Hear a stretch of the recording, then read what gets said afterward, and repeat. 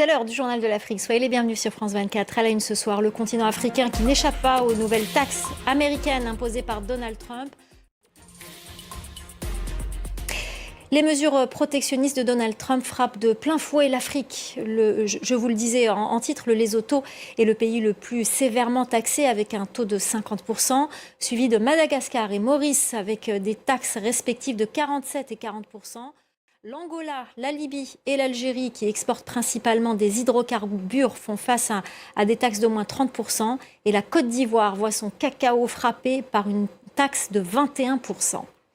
Mais sur le continent, c'est l'Afrique du Sud, premier exportateur africain vers les États-Unis, qui pourrait être le plus durement touché. Taxé à 30%, Pretoria tente de négocier en urgence un nouvel accord de libre-échange avec Washington. La correspondance au Cap de Caroline Dumais.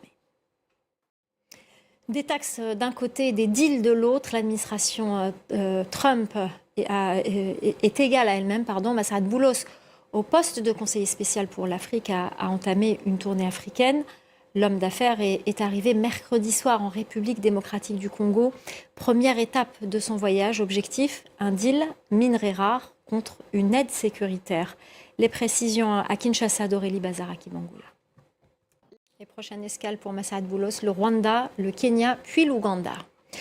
Autre conséquence dramatique sur le continent depuis l'arrivée de Donald Trump, la réduction drastique de USAID pour la vice-porte-parole du département d'État. Il ne s'agit pas de suppression. Les États-Unis souhaitent réorienter les aides. Écoutez-la au micro de notre correspondant à Washington, Fraser Jackson. Et on va continuer à parler de la suppression de USAID avec notre invité Michel Yao, responsable des opérations d'urgence de l'OMS en Afrique. Vous êtes aussi candidat au poste de directeur régional de l'OMS sur le continent. Bonsoir. Tout d'abord, votre réaction au propos de la vice-porte-parole du département d'État. Elle dit que les États-Unis réorientent leur aide. Merci beaucoup pour votre intervention.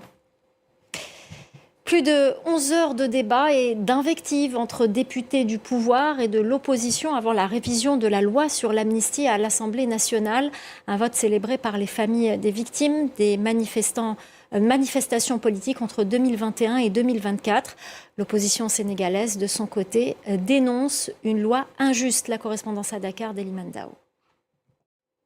Pour finir, on part au Nigeria pour vous parler de cette belle initiative, un temple interreligieux qui rassemble chrétiens et musulmans, un moyen de prêcher la tolérance et l'unité dans un pays où la religion est souvent facteur de division. Récit de Laurent Berstécher.